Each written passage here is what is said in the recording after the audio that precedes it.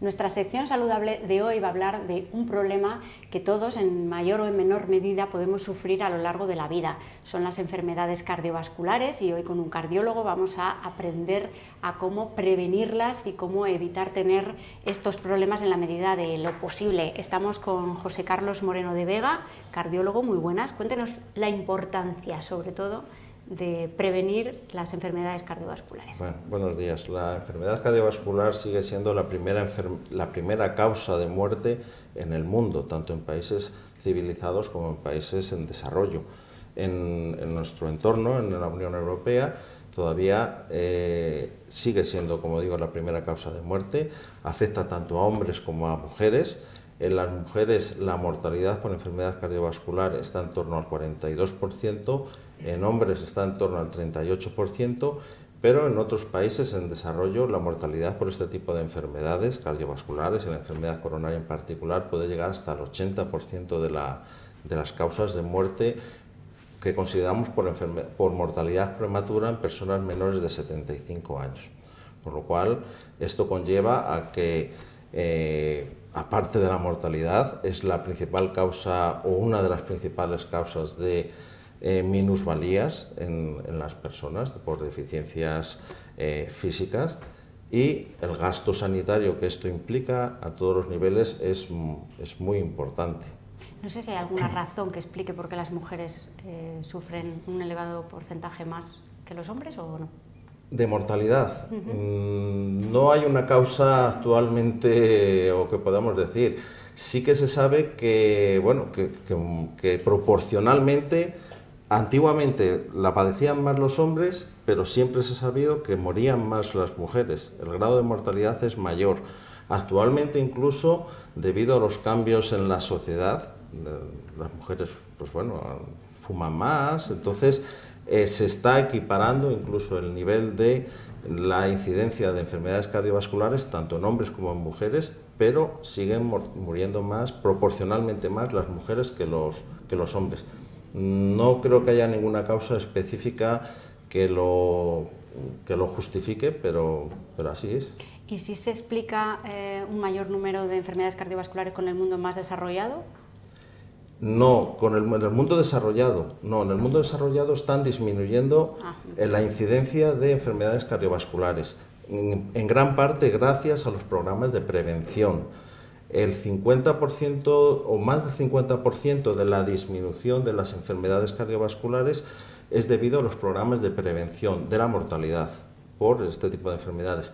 Y el 40% de esta disminución de mortalidad por enfermedades cardiovasculares se debe a la mejora en los tratamientos que se han desarrollado en los últimos años. O sea, que evolucionamos y curamos mejor o tratamos mejor, ¿no?, este tipo de dolencias.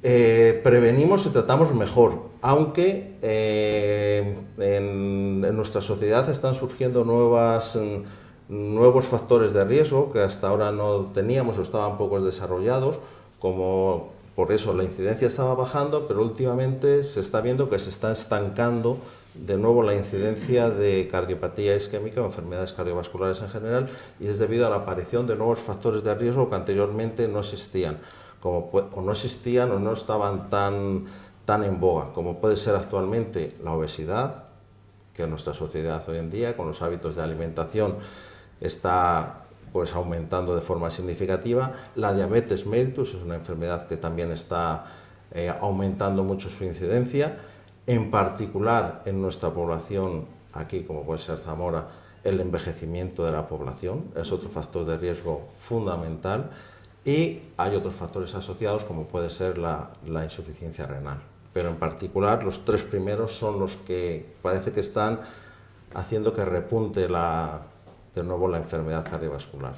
¿Qué es una enfermedad cardiovascular? Explíquenos exactamente qué se considera la enfermedad cardiovascular o arteriosclerosis es el depósito de grasa en las arterias, las cuales se van reduciendo el calibre de las arterias, fruto pues, de diversas agresiones a esa pared, al endotelio de la arteria, que pues a través de los factores de riesgo cardiovascular que luego iremos hablando, se va dañando el endotelio, se produce un proceso complicado y aún no bien todavía conocido en su plenitud, de tal manera que se favorece que se pase la grasa que hay circulante en la sangre y se va a depositar en el interior de las paredes de las arterias, con lo cual se van formando las placas, que lo que va haciendo es obstruyendo poco a poco el calibre de las arterias. Dificulta el paso de la sangre y ya tenemos un problema, ¿no? Dificultando el paso de la sangre. No solo a nivel del corazón, como digo, sino puede ser en las piernas, en el cerebro,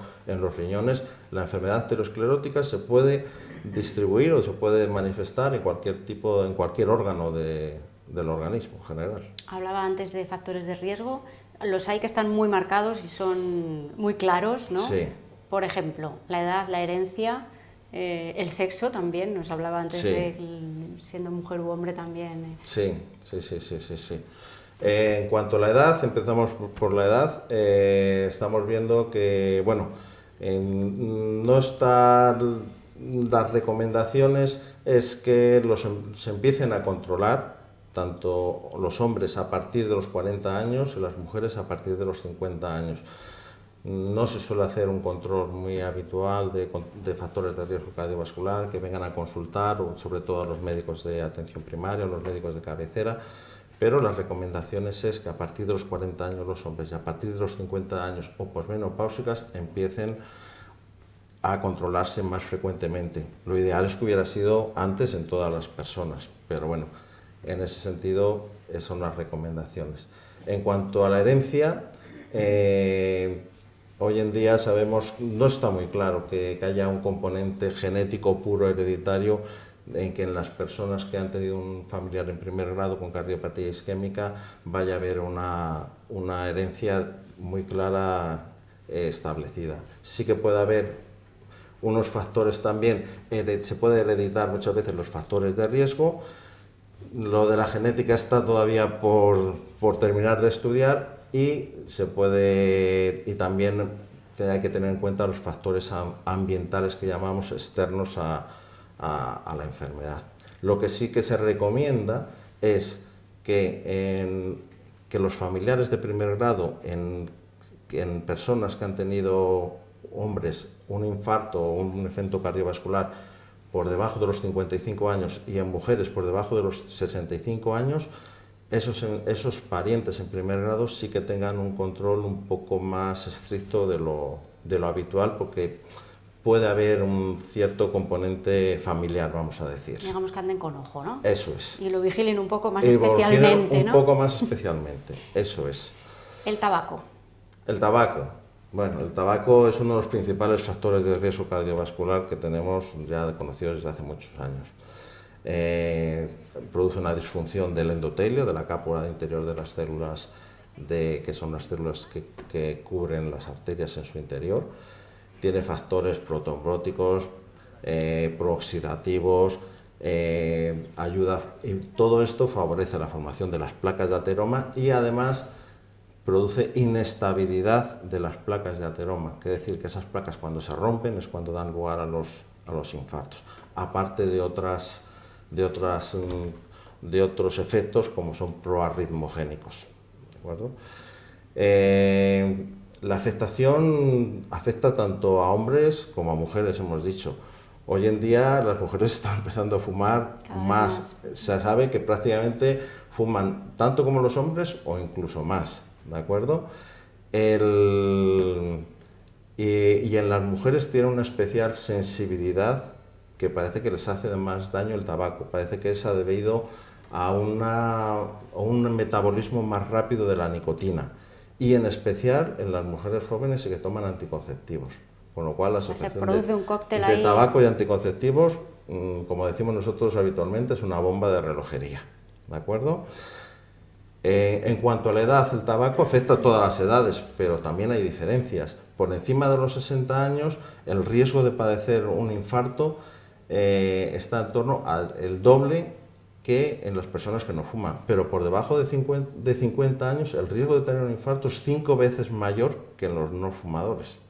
Y otro punto también muy importante que ha tenido estos últimos años una gran incidencia social son lo del fumador pasivo.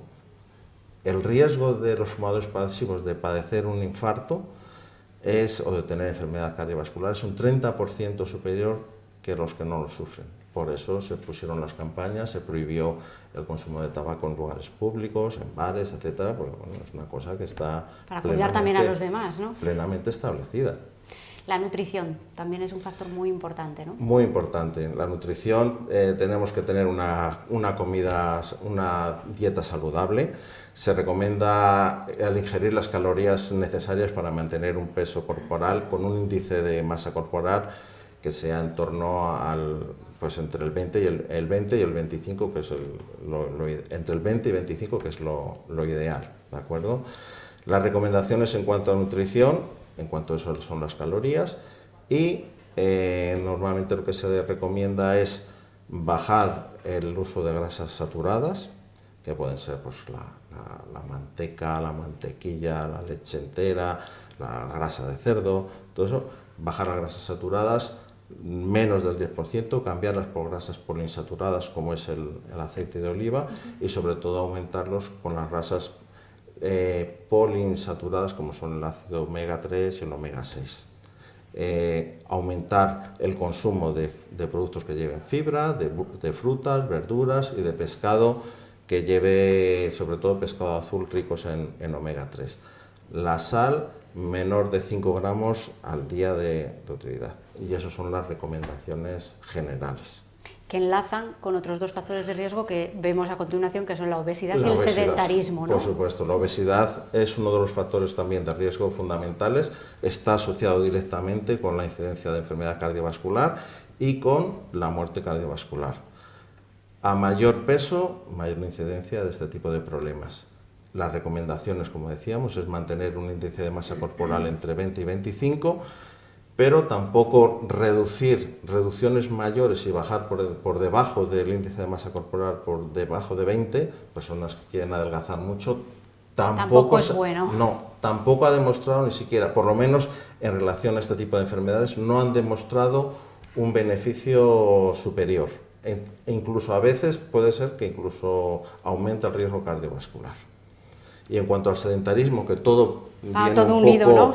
unido, las recomendaciones de la Organización Mundial de la Salud es mantener un ejercicio físico regular y ejercicio físico aeróbico y de forma regular.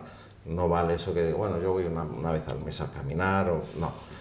Tampoco machacarse, ¿no? No, tampoco machacarse, tampoco es necesario, y que me perdonen los gimnasios, ir a un gimnasio y darse una paliza. No, puede uno caminar, montar en bicicleta, pasear, correr, hacer un ejercicio físico que lo tenemos a mano cualquiera.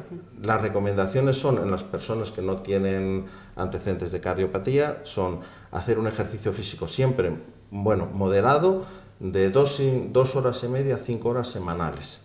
Y si se quiere hacer más intenso, se puede hacer entre 1 hora y 2 horas y media semanales, ¿de acuerdo? Siempre regular, no decir una semana mucho y luego me paso 2 semanas sin hacer nada. En los pacientes cardiópatas ya es otro nivel, es un nivel de ejercicio menor, se recomienda hacer de unos 30 minutos diarios. Siempre, antes de que se me olvide, en cualquier tipo de ejercicio conviene que sean tandas lo más prolongadas posibles, que es donde se obtiene el beneficio. Si uno camina 5 minutos, digo, no, yo camino 5 minutos, pero eso no se llega a obtener el beneficio. No está mal, y cualquier tipo de ejercicio, incluso el ir al colegio a llevar a los niños, el ir a la compra, en vez de ir al autobús, pues te vas caminando, luego si quieres vienes cargado, te vienes en el autobús, pero bueno, todo ese tipo de ejercicio es válido, o sea que eso es beneficioso. Pero como luego decían, los pacientes cardiópatas se recomienda o entrar en programas de rehabilitación cardíaca, que en España estamos muy pobres en ese sentido, o hacer un ejercicio más moderado, 30 minutos al día, con un nivel de esfuerzo moderado, nunca que llegue a ser intenso, y entre 3 y 5 veces a la semana. La tensión es otro problema que también tenemos que tener muy en cuenta, porque también es un factor de riesgo, ¿no? Sí, la tensión, las recomendaciones actuales en las guías internacionales es 140-90 de tensión. Ha habido unos años... Como máximo. Como máximo, sí. Eso, no busquemos el 140-90, sino como máximo. A partir de 140-90 milímetros de mercurio consideramos hipertensión, ¿de acuerdo? Si bien es cierto que en los últimos años la tendencia era bajar la tensión, en las últimas guías de práctica clínica en relación a este tema son un poco más benevolentes e incluso en las personas mayores de 70 años hasta 150 milímetros de mercurio de tensión arterial sistólica lo consideramos aceptable, ¿de acuerdo? Pero sí, hay que controlar muy bien la tensión arterial, hacer la dieta sosa, el ejercicio también viene muy bien para eso y tomar la medicación. Eso es muy importante porque el abandono de la medicación en este tipo de problemas es muy frecuente. ¿No? Y es muy frecuente porque ten en cuenta que muchos de estos factores que estamos hablando no dan síntomas. No dan síntomas, lo dan cuando ya la enfermedad cuando ya no tiene remedio, por eso es lo que queremos fomentar la prevención de estos tipos de enfermedades. Cuando ya das síntomas es que ya tienes encima la arteriosclerosis con todos sus problemas añadidos. Entonces, un problema muy frecuente que nos encontramos es que como no dan síntomas, ni el colesterol, ni la obesidad muchas veces, ni la tensión, pues las personas se toman a veces la medicación un mes, ya estoy bien, lo dejo. Y te encuentras luego pues lo que pasa. Que también pasa, como decía, con el colesterol, que es otro factor de riesgo. Sí, el colesterol ya está... Que también nos ataca en silencio. Fundamentalmente, sí, el colesterol no da síntomas. El colesterol, o vamos a decir los lípidos en general, porque hay muchos tipos de lípidos o de grasas. El colesterol es una de ellas, pero bueno, hay muchos ácidos, como antes hablábamos, los ácidos grasos saturados, monoinsaturados, poliinsaturados, las grasas trans, que son las que aparecen en las bollerías actualmente, que eso es lo que hay que, todo el procesamiento industrial, en mucha comida preparada, por la preparación que llevan, grasas que teóricamente son buenas, se convierten en malas por la forma o unas las hacen así ya, porque favorece pues el sabor, la conservación de los alimentos, pero bueno, muchas en el proceso de las grasas buenas pues se transforman en malas, en las grasas trans que conocemos. ¿De acuerdo? Entonces, el colesterol es uno de los factores de riesgo, una de esas grasas, y lo utilizamos porque está como estandarizado para medir el riesgo de las enfermedades cardiovasculares. Hay otros muchos, la lipoproteína A, la polipoproteína, etcétera, pero que no están estandarizadas para el control de este tipo de enfermedades. Hoy en día el colesterol debe ser el colesterol total menor de 190 miligramos barra decilitro, pero el colesterol con que más seguimos los tratamientos o el que más nos tenemos que fiar es el colesterol que conocemos malo, que es el colesterol asociado a lipoproteínas de baja densidad, que es el que se pega en las arterias, para que nos entendemos, y es el colesterol LDL. En estos momentos, en personas de moderado o bajo riesgo, el colesterol LDL recomendado es de 115, en las de alto riesgo es de 100 y en las de muy alto riesgo, que ya tienen enfermedades cardiovasculares, menor de 70. O sea que hay que estar vigilantes y estrictos. Sí, por supuesto. Ejercicio y dieta. Ejercicio, dieta, y si no llega a ser necesario, y si no se llega con eso, pues tendremos que utilizar los medicamentos que disponemos, una gran variedad de medicamentos que tenemos en la actualidad. Y por último, también lo apuntaba antes, la diabetes. La diabetes es una enfermedad, es una gran pandemia que está en aumento en la actualidad. No sé si anda en torno al 7, el 8% de la población actual son diabéticos. La diabetes va asociada a todos los factores de riesgo actuales. Es raro que el que sea diabético no sea hipertenso, obeso, que tenga asociado otros, pero la diabetes por sí sola es un factor de riesgo aislado y de gran potencia aterogénica. Producen una aterogénesis mucho más rápida y acelerada que en las personas no diabéticas y a veces con una especial característica, sobre todo en los pacientes coronarios. Entonces es fundamental el control metabólico de la diabetes. Actualmente la hemoglobina glicosilada lo ideal sería que esté por debajo del 7%. O sea que todos estos factores es lo que tenemos que tener en cuenta para tener controladas nuestras arterias y para intentar evitar, en la medida de lo posible, accidentes Sí. cardiovasculares. Pues ha quedado, yo creo que bastante claro. Nada más quería, bueno, si me permites, pues eso, terminar pues por alentar a todas las personas que esto es muy importante. Ya hemos aclarado el riesgo que conlleva todo este tipo de procedimientos, que muchos de los factores de riesgo son silenciosos, que cuando ya está establecida la enfermedad ya es para toda la vida. Esto muchas veces no se cura o se parchea, pero iban a tener una medicación, unos controles, esto ya es para siempre, y hoy en día tenemos una sanidad, yo creo que muy buena, tanto pública como privada, con estos centros donde estamos actualmente, donde podemos disponer de todos los medios necesarios para la prevención, para el tratamiento, y entonces pues animarles a que se cuiden, que es muy importante. Que su salud es suya y tienen que cuidarse. Eso es. Es lo más importante. Muy bien, doctor Moreno, pues muchísimas gracias. Gracias a vosotros. Y hasta otro día. Muchas gracias.